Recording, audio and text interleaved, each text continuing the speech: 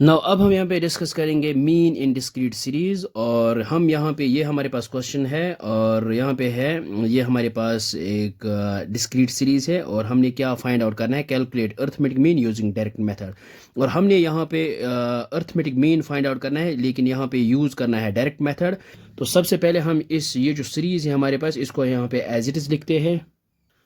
ये हमने इस सीरीज को एज इट इज़ लिखा है और हमारे पास जो डायरेक्ट मेथड होता है और डायरेक्ट मेथड हमारे पास इन डिस्क्रीट सीरीज के लिए होता है X bar which is equal to, ये आता है summation of F X divided by N, और where N mean sum of frequency. तो इसको हम यहाँ पे ये भी लिख सकते हैं summation of F x divide by summation of F मीनस है यहाँ पे सम ऑफ फ्रीक्वेंसी। तो हम यहाँ पे एन से भी इसको रिप्रेजेंट कर सकते हैं।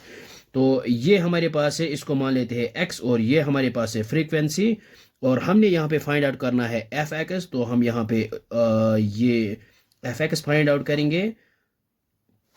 यहाँ पे लिखेंगे एफ एक्स और ये आएगा हमारे पास 10 इंटू 4 ये आएगा 40 और 5 इंटू 20 ये आएगा हमारे पास 100, 3 इंटू 30 ये आएगा 90 और 2 इंटू 40 आएगा यहाँ पे 80, 5 इंटू 50 ये आएगा 250।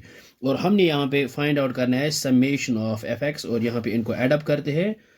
ये आएगा हमारे पास 560 और यहाँ पे n mean sum of frequency और ये आएगा हमारे पास 19। नाउ अब हम यहाँ पे डायरेक्ट मेथड यूज करेंगे और वो आता है mean is equal to summation of F x divide by N.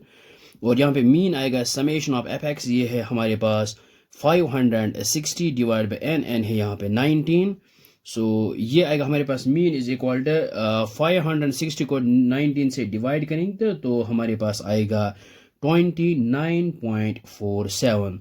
I hope आपको ये समझ में आया होगा, ये बहुत ही आसान है। Thanks for watching this video.